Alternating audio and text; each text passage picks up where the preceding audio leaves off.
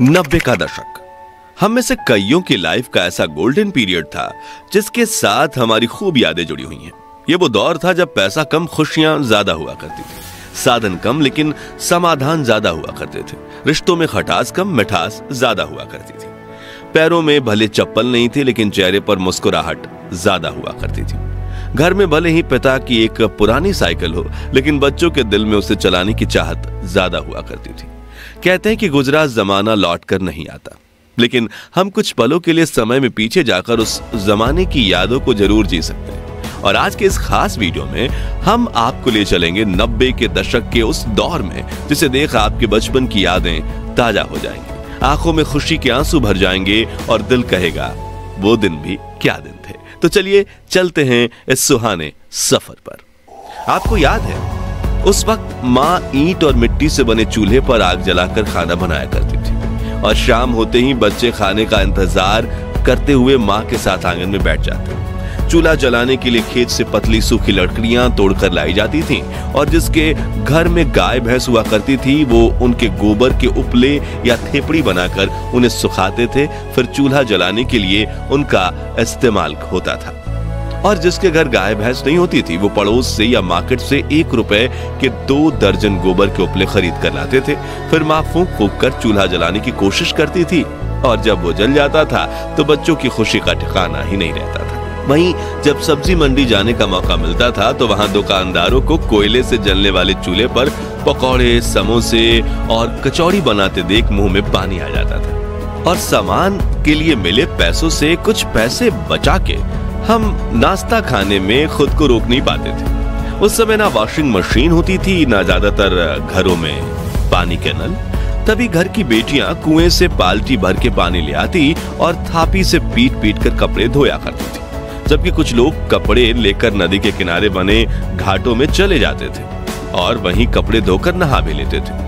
आजकल तो लगभग सभी के पास पक्के मकान हैं, लेकिन उस दौर में गांव में सिर्फ एक आधा लोगों के पास ही पक्के के मकान हुआ करते थे, बाकी गांव के पास मिट्टी से बने हुए कच्चे घर हुआ करते थे।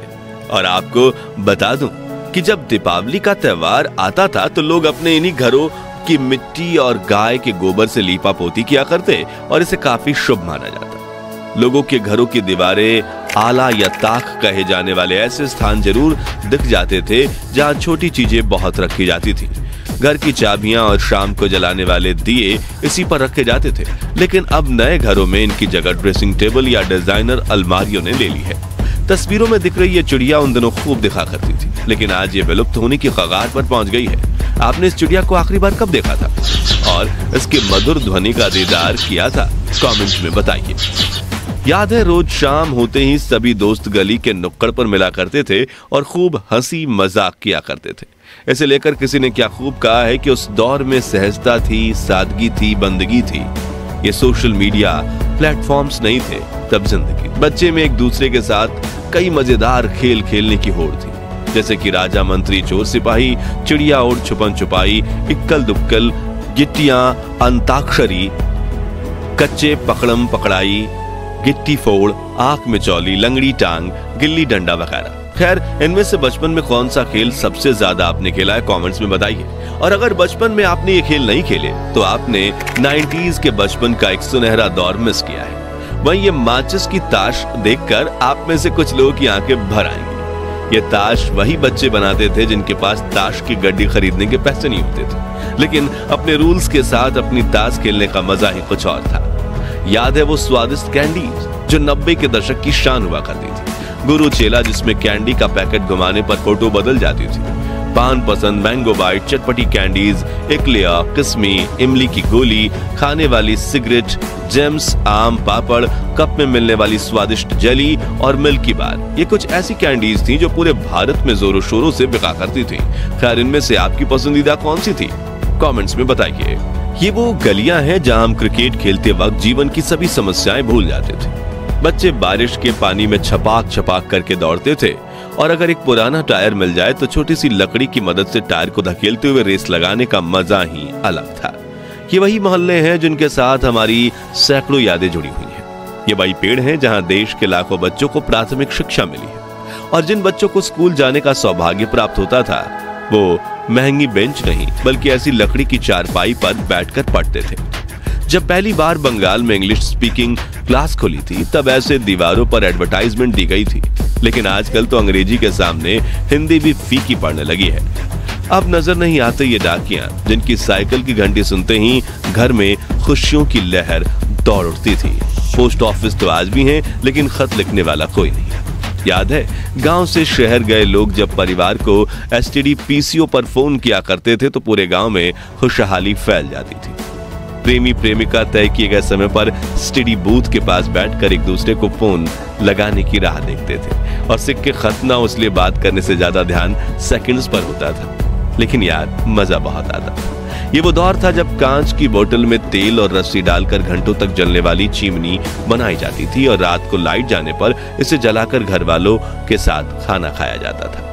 याद है उस वक्त हमारी दादी नानी सिलबट्टे और मूसल में ताजी सब्जियों को पीसकर स्वादिष्ट चटनी बनाया करती थी। आटा पीसने के लिए घर पर ही 2 पत्थर वाली घटी यानी चक्की का इस्तेमाल किया जाता था। कुछ के घरों में मिट्टी के बर्तनों में खाना बनाया जाता था और खाने की हर बाइट में आने वाली मिट्टी की खुशबू मन को प्रफुल्लित कर देती थी। बर्तन भी स्टील के नहीं थे बल्कि लोहे, तांबे, पित्तल और कांसे के हुआ करते थे और डाइनिंग टेबल की जगह जमीन पर बैठकर हाथ से खाने का मजा ही कुछ और था। चलिए अब हमारे प्यारे राजस्थान में चलते हैं और 90 के दौर की कुछ ऐसी यादों को ताजा करते हैं जिनके बारे में शायद आजकल के बच्चे को पता तक नहीं होगा। तो उस वक्त राजस्थान के गांव में कई लोक नृत्य करने वाले समूह आया करते थे, जिनमें कुछ लोग स्वदेश में बने म्यूजिक इंस्ट्रूमेंट्स बजाया करते थे और कुछ उस मधुर धुन पर नृत्य करके गांव के बच्चे बूढ़ों का दिल मोह लिया करते थे। गांव शहरों में कठपुतली का खेल भी होता था, जिसमें कलाकार लकड़ी से बने गुड्डे गुड़ियां नचाकर खूबसूरत कला का प्रदर्शन करते थे। लेकिन समय के साथ ये कला ठंडे बस्ते में चली गई। मोबाइल फोन और वीडियो गेम्स के जमाने में बच्चे असल मनोरंजन भी भूल गए और जिन कलाकारों को कठपुतली का खेल देखने में दर्जनों लोगों की भीड़ जमा होती थी, उनकी आज कुछ दर्शकों के लिए भी आंखें तरस गई। याद है उस वक्त ट्रांसपोर्ट के लिए ज्यादा वाहन नहीं हुआ करते थे, इसलिए कई लोग बैलगाड़ी और ऊंट गाड़ी से सामान को यहाँ से वहां पहुंचाने का काम करते थे और रोजी रोटी देने वाले जानवर की देखभाल अपने बच्चों की तरह करते थे। 90 के दशक के गोल्डन टाइम की बात करें तो ट्रेन का जिक्र ना हो ऐसा तो हो ही नहीं सकता। उस वक्त सिर्फ कुछ लोग जहाज में सफर कर सकते थे, इसलिए देश की 99.99% जनता के लिए दूर सफर करने के लिए ट्रेन सबसे पसंदीदा साधन हुआ करती थी। एसी वाले डब्बे तो नहीं थे, लेकिन मन में सफर करने की चाहत जरूर थी, जो यात्रा को खूबसूरत बना देती थी। उस वक्त बस से सफर करने की खुशी भी कुछ कम नहीं थी। नौकरी पर जाना हो या कॉलेज, शहर में जाने के लिए बस एकमात्र सस्ता जरिया थी। सुबह सुबह बस स्टैंड पर बड़ी लाइन लग जाती थी। उस वक्त तो गाय बैल को भी सड़क पर घूमने की आजादी थी। दोस्तों, आजकल की शादी बारात में दूल्हा जितनी महंगी गाड़ी में बैठता है उसका उतना ही ज्यादा भौकाल माना जाता है, लेकिन उस वक्त के दूल्हे सज धज कर घोड़ी चढ़ते थे और ढोल नगाड़ों के साथ बारात लेकर शादी करने जाते थे। दूल्हे के यार दोस्त तो मानो अपने दोस्त की शादी को एक त्योहार की तरह मानते थे और पूरे जोश के साथ बारात में नाचकर शादी में 4 चांद लगा देते थे। कोई ज्यादा अमीर होता था तो कोई ढोल नगाड़ों के साथ बैंड भी बुलाता था, जिसमें बड़े से लाउड स्पीकर लगे होते थे और बैंड वाला गायक हर आवाज में ऐसे गाने गाता था कि बारातियों के पैर रुकने का नाम नहीं लेते थे। वहीं कुछ लोग इन लाउड स्पीकर्स का इस्तेमाल अपनी दुकान के प्रचार प्रसार में भी करते थे, जिसमें वो अपनी ही आवाज में कुछ पंक्तियां कहकर उसे कैसेट में चला देते थे। खैर दोस्तों, हमारा वो सुनहरा बचपन तो वापस लौट कर नहीं आने वाला, लेकिन हम अपनी यादों को ताजा करके कुछ पल की खुशी का अनुभव जरूर कर सकते हैं। तो अब आप भी कमेंट सेक्शन में अपने बचपन की ऐसी यादें बताइए जिन्हें याद करके आपकी आंखों में खुशी के आंसू आ जाते हैं। और ये वीडियो अच्छा लगा हो तो इसे लाइक और शेयर करके 21,000 लाइक्स के लक्ष्य को हासिल करने में हमारी मदद कीजिए और इस सीरीज के अगले पार्ट के लिए चैनल को सब्सक्राइब करके पास वाली घंटी जरूर बजा दीजिए। धन्यवाद।